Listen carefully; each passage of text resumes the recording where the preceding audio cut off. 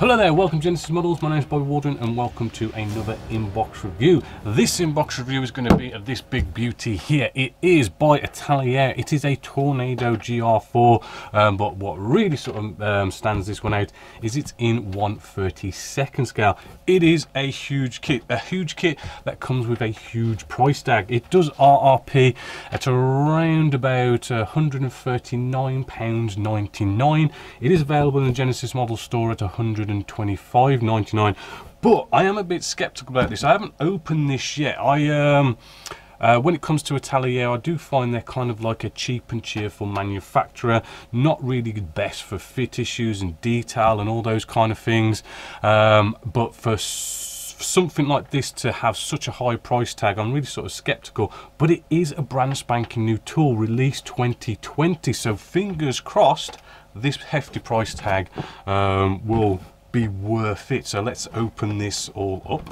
Now there is a lot going on with this kit and there's a lot of plastics. This will be a bit of a longer video than usual, but let's just start diving in. We've got our nose cone just here, which was separate from the sprue.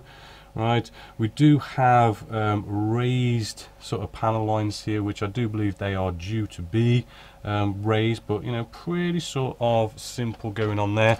Then we bring in our first big sprue. As you can see, nice big sprue. If we show you a nice sort of close-up, right, what you can see is straight away really the surface detail on this. You know, we have quite a bit going on. Recessed panel lines, recessed rivets, you know, a fair bit of detail. One thing I'd probably sort of say is maybe these recessed panel lines are maybe a little bit out of scale. I know this is going up to 1/32 scale, but they just seem to kind of maybe be a bit too big. I'll let you guys be the judge of that, but either way, really sort of nice crisp looking detail. But then if we start looking at the rest of the pieces just in here, we can actually see with the cockpit tub there is so much detail going on in there. Look at that lovely detail. We've got some engine bits of detail just here. Our instrument display panels, as you can see, looking nice, big, gorgeous, loads and loads of lovely detail, and all sorts of little bits of instrument panels here and there. I'm not seeing any sort of major flash with this kit. Right, and if I just flip this over, we can just have a quick look at maybe the back, and we just sort of see for any sort of nasty ejector pin marks in any nasty places, which I'm not quite seeing. We do have our little radar dome part just here as well. Nice bit of detail going on there, you know, already sort of looking quite impressive. Right, then we have our sprue just here, which I do believe is a duplicate. Right, this is, so I can put one of these back in here, but what we have a massive fuel tank just along here, which, looking at the detail, yes, we do have recessed panel lines as well as the raised panel lines where they're due as well. Massive pylons going on with the same level of detail. We do have our ejector seats as well. Again, you know, this is 1/32 scale and the detail is just all there. Absolutely lovely detail going on sort of all around this. Again, some more pylons just here. Moving along, we do have these engines. Right, now these engines, we can have them in or out, so there is quite a lot of detail going on in and around it, and all the little bits that go on it, you know, alternators and stuff. Loads and loads of detail. I mean, yes, I have just noticed we've got a ejector pin mark here on our ejector seat here, ones that really stick out. Now you're not going to see that ejector pin mark, but it is something you're going to have to cut down, maybe sand down, just so as the pieces can potentially fit together. But as far as ejector pin marks are going so far, I'm not seeing them in the nasty place that you are going to see, which then brings us to our next set of sprues here. And just on here we have our big air intake. So let's just flip this over, because yes, the big thing about air intakes like this is with these ejector pin marks inside. You know, we could potentially see these. Now, admittedly, it does seem kind of a bit deep in there. Probably not going to be so that hard to take care of them. And the rest of the plastic does feel nice and smooth. So maybe not major work to do inside there. We do have our landing gear just here, and which does look actually really nice. We do have all this nice sort of wiring, sort of I think those are like brake hoses or something coming off there. I am seeing a little bit of flash. You might be able to see a little bit of flash on there, which, you know, maybe just to take care of a little bit, but you know, lots of detail. And I've just saw, like, yeah, we've got an ejector pin mark just on there as well. So yeah, that's going to be a visible ejector pin mark. You're going to want to sort them out, both of them either side, but still not too terrible. There is like a sort of a trolley that comes with this that you can put your engine on, which is just here, which does have, you know, nice detail. It isn't just some sort of plain trolley going on. We do have some of our wheel well detail just here. They've gone about it in the way I like wheel wells to be done, is where you actually don't have just this block wheel well, but you actually build them up on the sides and the bottom and everything. You just seem to find, I do seem to find that you get more detail that way, right? Because as you can see, you know, I think this is probably the bottom, and then we have our walls, and we just end up getting more detail in there when they do it like this kind of, you know, you build it into like a box sort of thing. Just way more detail normally like that. But yeah, I mean, looking like a lot of nice detail in there. We then come to our canopies. You know, this is almost like a make or break a kit sometimes, so fingers crossed. Just hold it up to the light so I can have a good look. And yeah, it does look really nice and clear. Hopefully you can just see there, nice big massive canopy, looking nice, clear and shiny. Same with the front part as well. You will sort of notice there are some scuffs just on the top here. This is probably down to packaging, right? But a nice little buff on them should probably clear that up nicely. But I don't know why manufacturers don't go off and just get a little bit of tape, right? Because the amount of times I see any kind of scuffs, it's always going to be on that top pit just there, and a little bit of tape just stuck on there. You know, nice easy simple bit of packaging.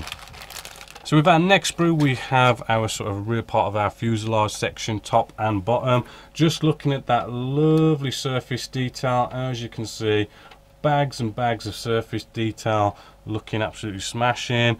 The side parts as well, as well as the this is the top side of our fuselage. As you can see, it's blank along the spine, which is where the tail section is going to go and the spine bit's going to go. We do have, I do believe these are our air brakes, which we do have some nice detail in there. I do believe some decals go in there also. Let's take a look at our air brakes on the underside. You know, yes, we have some really nice detail just inside there, but you can see there's about 3 ejector pin marks in there. So, you know, this kit is suffering from a couple of ejector pin marks in the bad places, which is, you know, why I'm always a bit skeptical about Italeri. Right, then we have our ejector pin marks in here as well on the wheel well doors.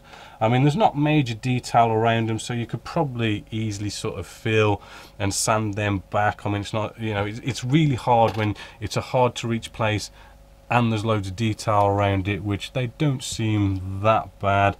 We do have these massive ejector pin marks, as you can see, sticking right up.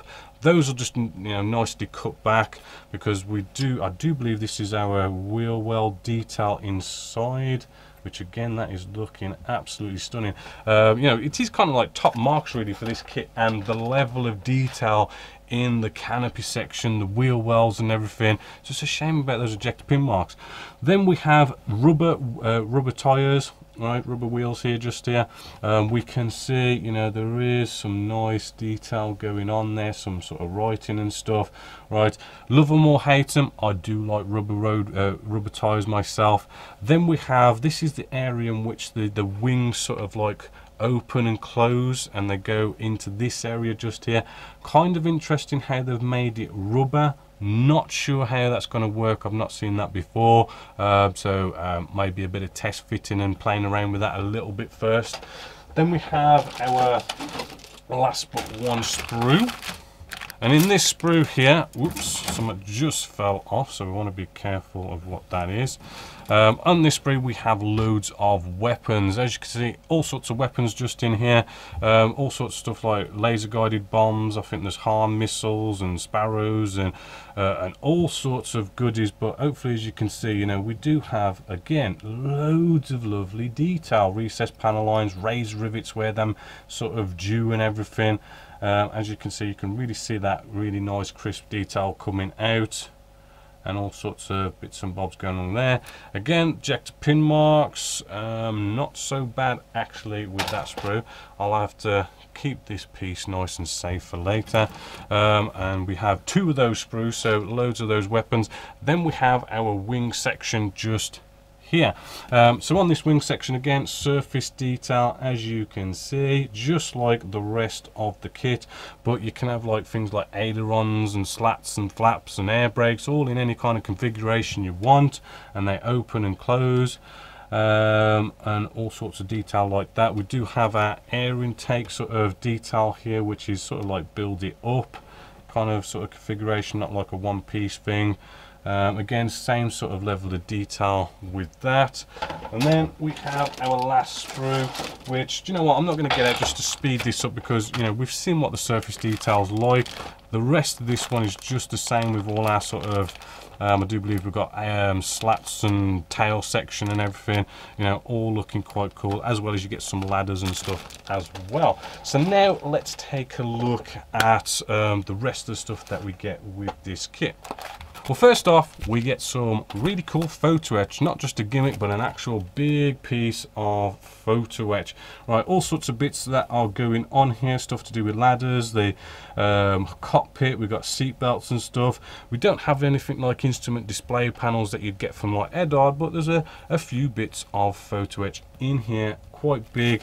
They might be a little bit thicker than we're used to, maybe not like our Edard kind of photo etch that we all love and adore, but you know, Italer's had a go at doing their own. Hopefully they won't be too bad, as well as you get 2 screws in here as well. Not sure where they're going. The decals we have here, just printed by Italeri, real massive big decal sheet, right? Looking at it, you know, they are a bit shiny. I wouldn't say they're not feeling like mega thick, right? So hopefully they'll work nice with like micro salt and set. But looking at this, you know, we do have, you know, this is all nice and colourful. Everything's looking in registry. The colours look good.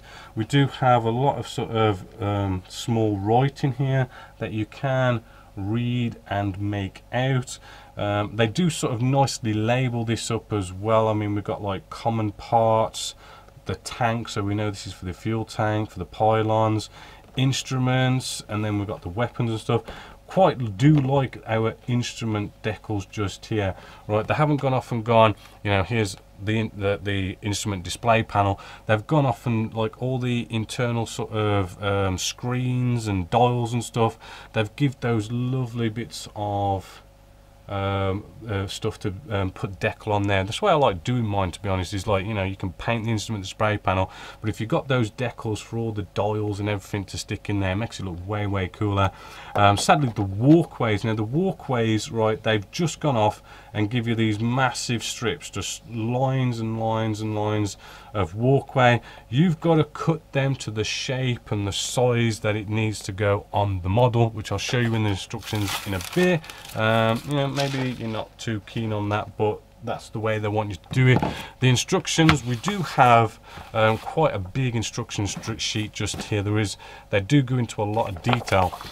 First one we have is all our markings and everything, which we have, you know, sort of a standard quality paper. It is in colour, whereby, if we bring you maybe a little bit closer, whereby it's going to show you the different markings, which I think we have A, B, C and D.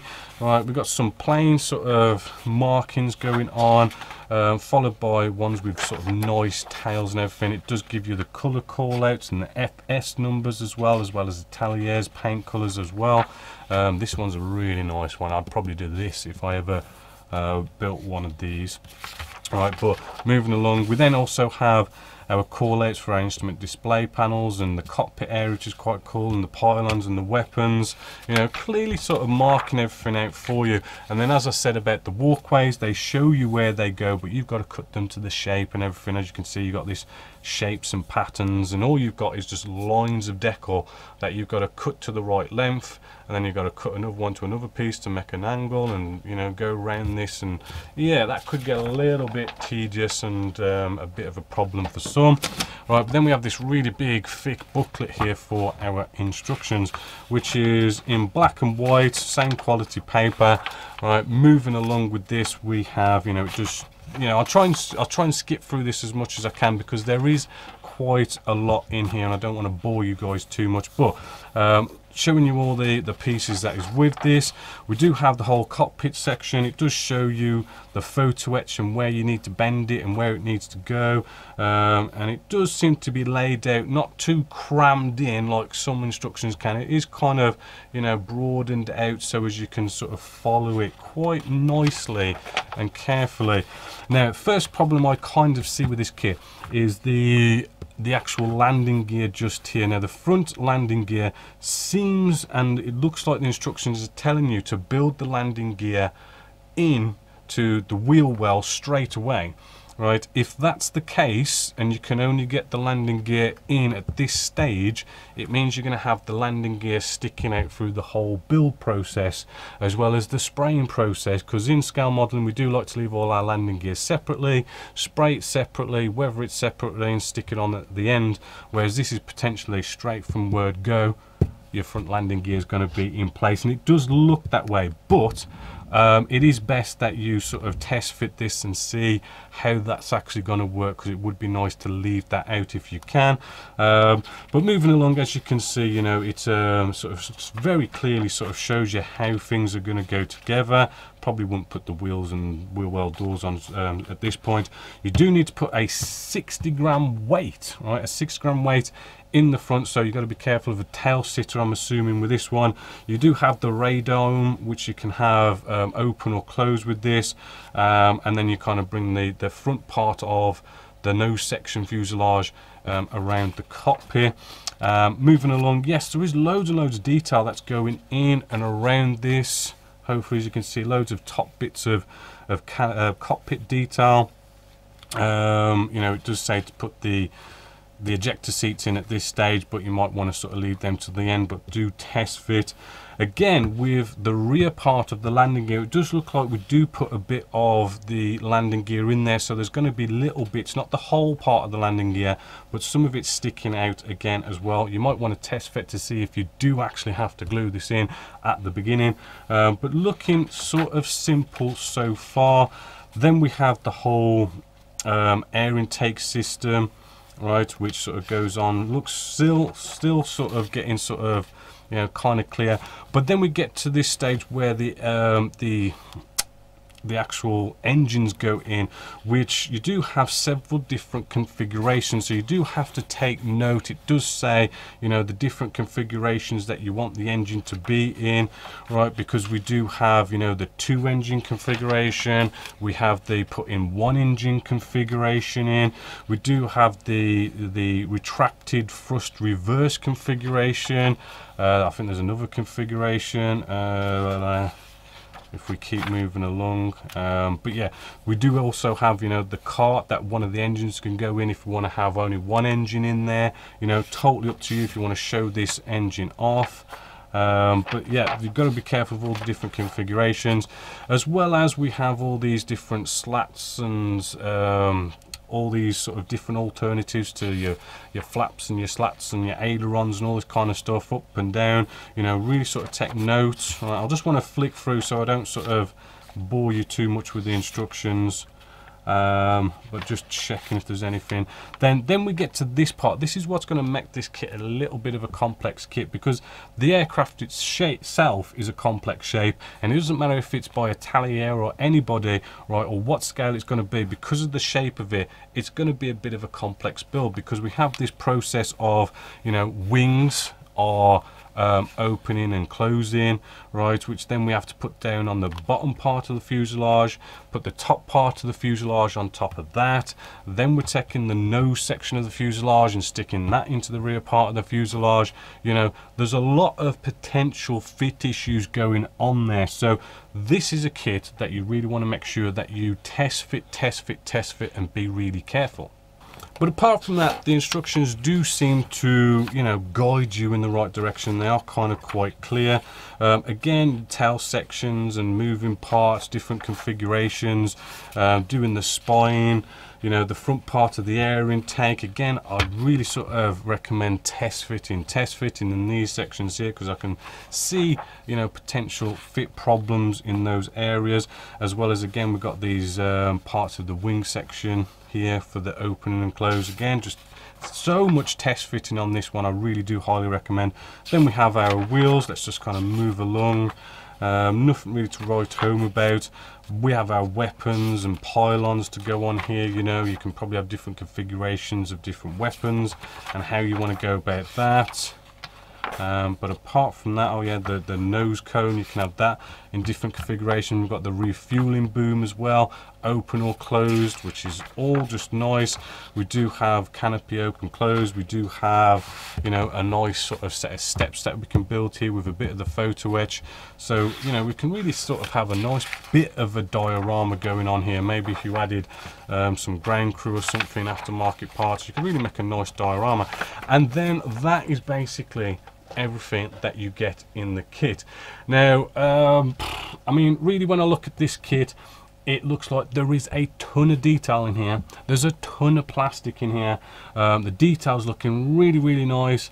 I can see, yeah, there's a few areas in which I have seen a few ejector pin marks, right, that you're gonna sort of have to take care of. It does look like a complicated build, but I think that goes for any manufacturer or any scale, you know. So, you know, you want to be intermediate or above doing this kit and really, really test fit. I do think it is a good kit, but maybe it's a little bit overpriced, in all honesty. I mean, for Italeri to say about £139.99 RRP, I think it's a little bit too much for this kit, a little bit too overpriced. I know we do sell it a little bit cheaper at Genesis models, but yeah, I just think it's maybe just a little bit overpriced, but it's still a damn good kit. I mean, maybe if it was about £100, you know, yeah, definitely really nice, worth it kit. But that extra £40 that Italeri is saying, you know, it just kind of, you know, I don't think it's that brilliant for that much extra money. But, you know, it's still a good kit. You know, I don't want to completely knock it. You know, I'm only kind of moaning about the price, but the kit itself does look like it will be a really nice, cool kit and a nice addition. And, you know, I think Revell, was it Revell? I think Revell did the GR.4 version as well, 1/32 scale. Looks way better than that one as well. So it probably is the best Tornado GR.4 you can get out there in 1/32 scale. Just, I'm a little bit moaning about the price, but apart from that, it is a big thumbs up really here at Genesis Models. So until next time, as always, my name is Bob Waldron, this is Genesis Models, and I hope you've enjoyed.